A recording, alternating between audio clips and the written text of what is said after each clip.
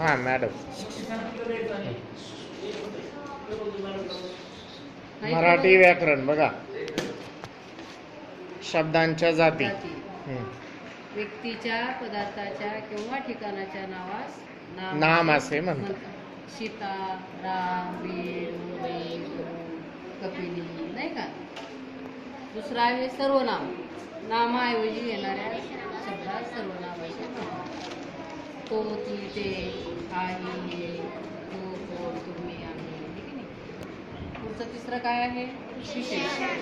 नामाबद्दल विशेष माहिती सांगणाऱ्या शब्दात विशेषण म्हणतात.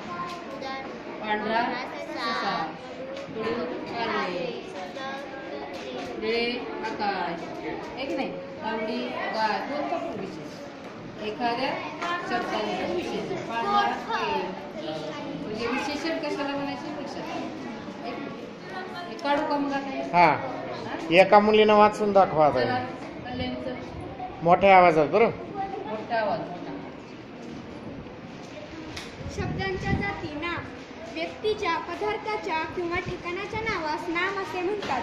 उदाहरणार्थ सीता, राम, बीड, मुंबई, दूध. सर्वनाम नामाऐवजी येणाऱ्या शब्दास सर्वनाम असे म्हणतात.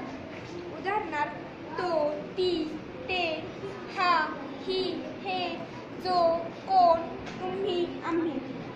विशेषण नामाबद्दल विशेष माहिती सांगणाऱ्या शब्दास विशेषण असे म्हणतात. उदाहरणार्थ पांढरा ससा, कडू कारले, सुंदर फुले.